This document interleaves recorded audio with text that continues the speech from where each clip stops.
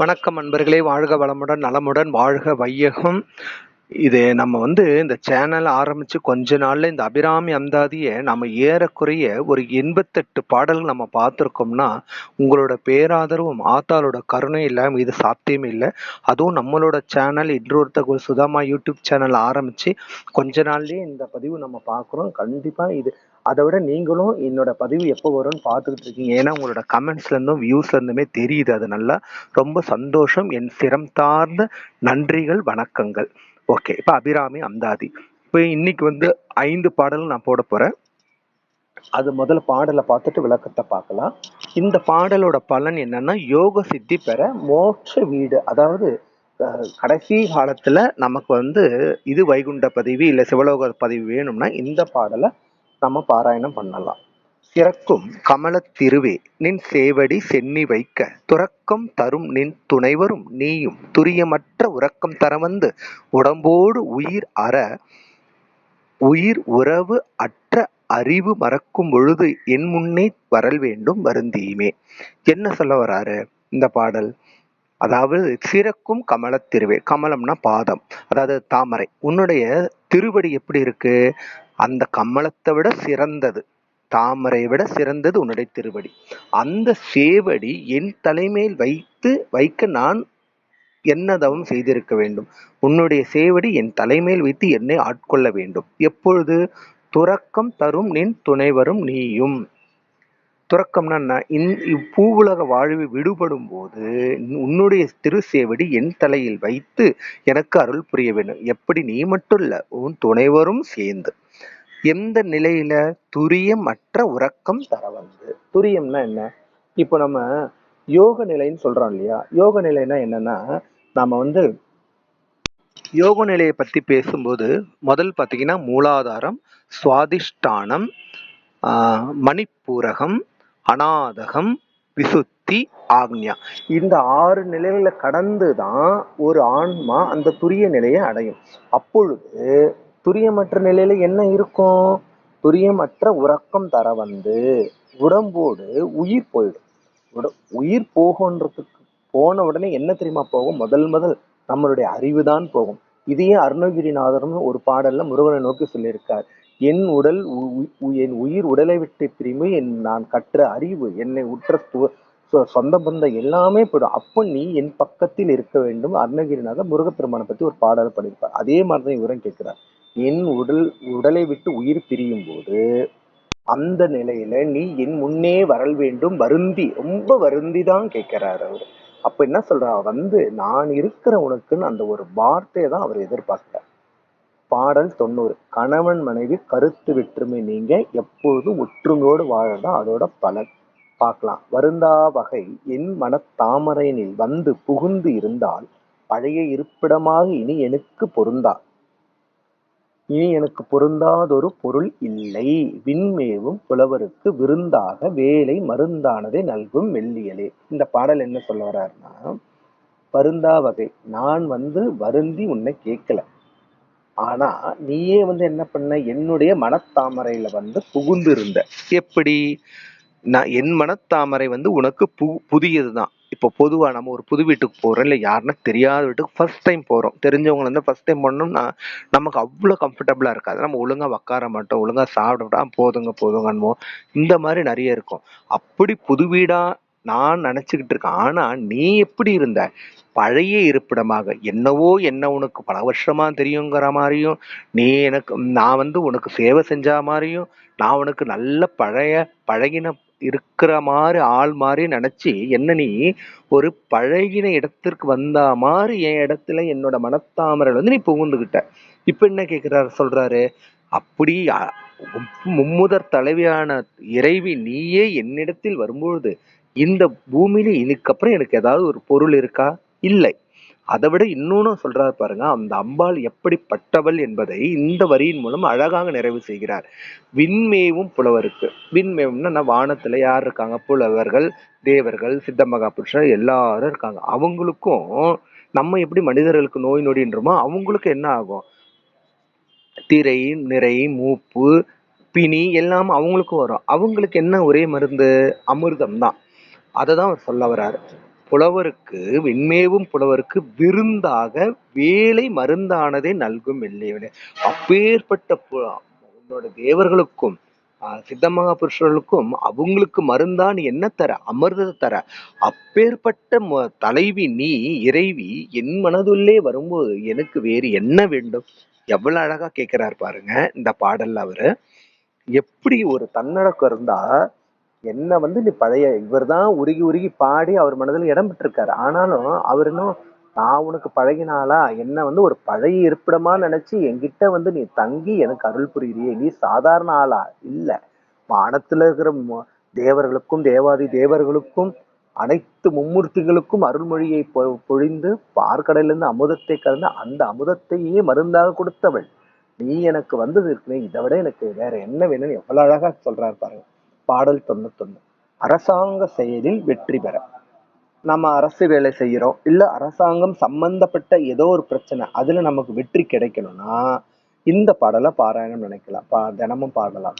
மெல்லிய நுண்ணிடை மின் அணையாளை விரிசடையோன் புள்ளிய மென்முலை பொன் அணையாளை புகழ்ந்து மறை சொல்லிய வண்ணம் தொழும் அடியாரை தொழுமவர்க்கு பள்ளியம் ஆர்த்தழ வெண்பகடூரும் பதம் தருமே.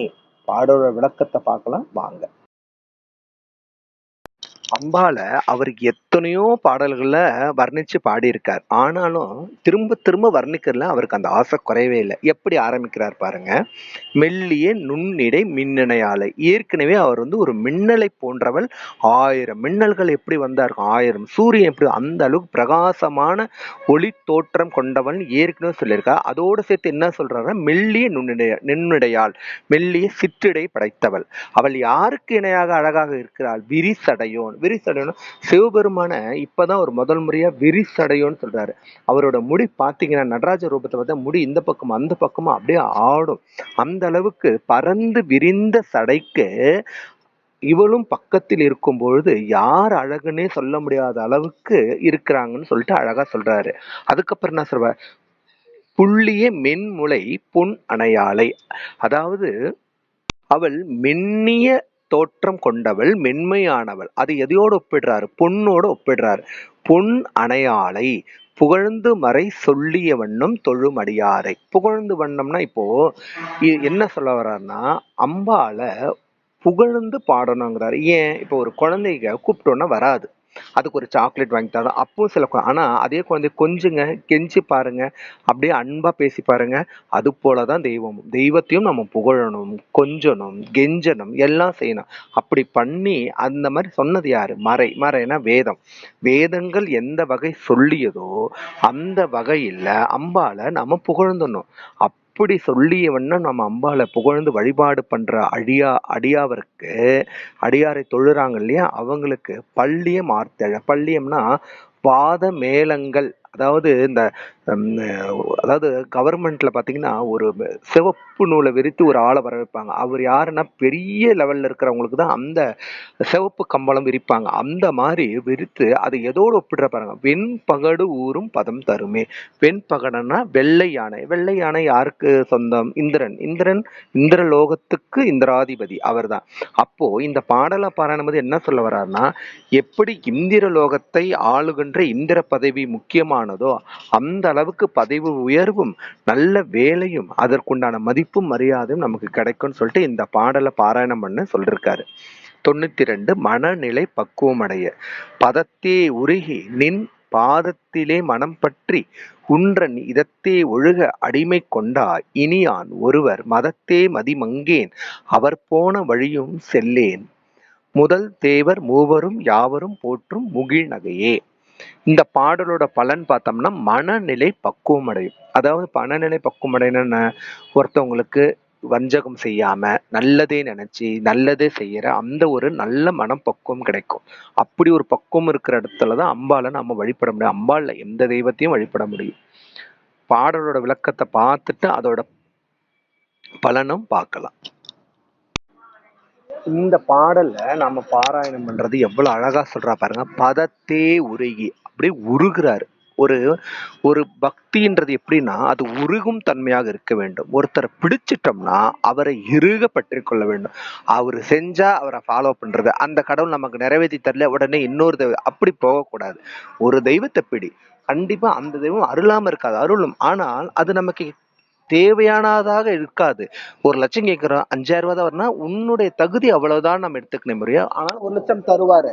அந்த 1,00,000 எப்ப தருவாருன்னா நம்ம மனம் பக்குவமாகி அதை நமக்கு செலவு பண்றதுக்கு உண்டான தகுதியும் திறனும் வரும்போது கொடுப்பார். அதேதான் சொல்ற, பதத்தே உருகி நின் பாதத்திலே மனம் பற்று, உன் பாதத்துல மனத்தை அடிமையா வச்சுக்கோன்னு சொல்லிட்டேன்.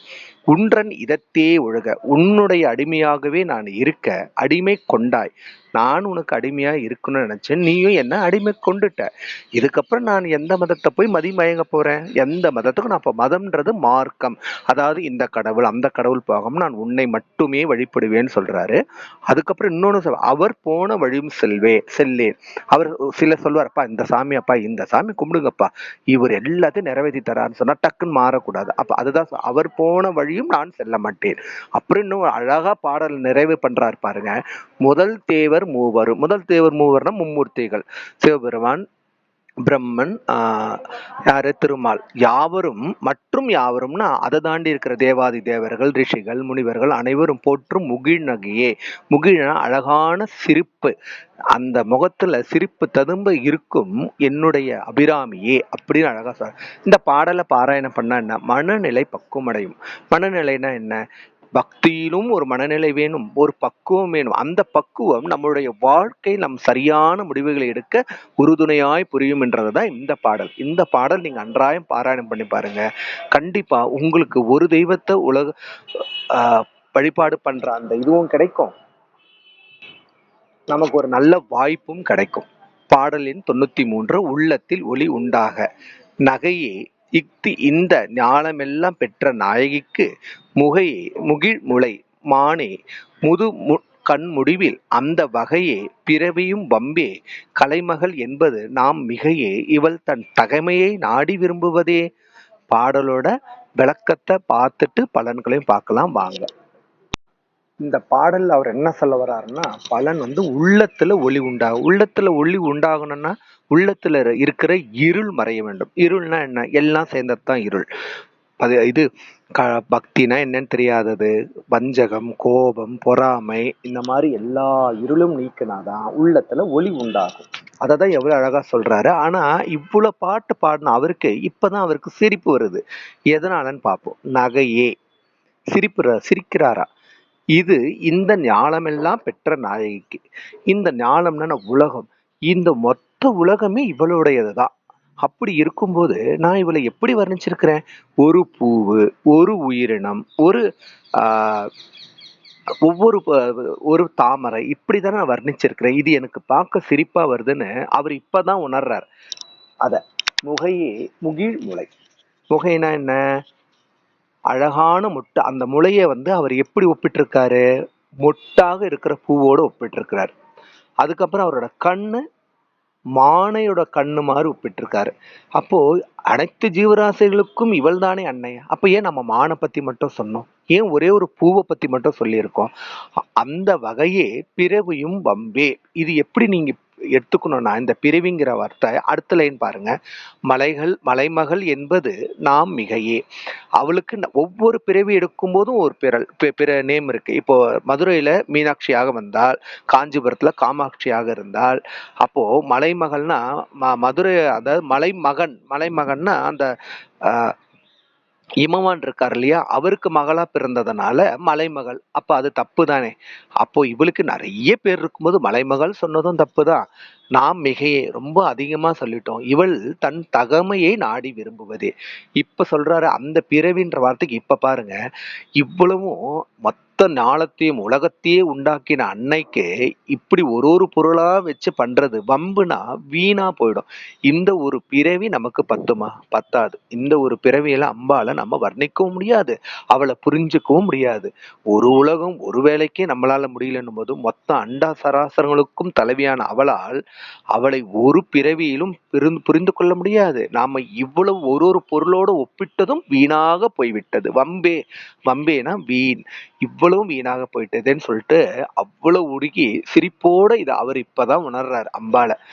நான் உன்னை ஒரு பொருளோட மட்டும் ஒப்பிட்டனே, எவ்வளவு பெரிய தப்பு பண்ணிட்டேங்கிறாரு. அந்த பாடலை பாராயணம் பண்ணா நாம சொன்னதுதான், ஒரு உள்ளத்துல ஒளி பிறக்கும். ஒளி பிறக்க வேண்டுமானால் இருள் நீங்க வேண்டும். அது என்னன்றதை நம்ம முதல்லயே பார்த்துட்டோம். என்னங்க, 5 பாடல் முடிச்சிருக்கேன். அடுத்து 3 பாடல்களா போட்டுட்டு ஒரே ஒரு பாடல் தனிப்பெரும் பாடலா போடுறேன். ஏன்னா அதான் 100வது பாடல், நிறைவு பாடல்.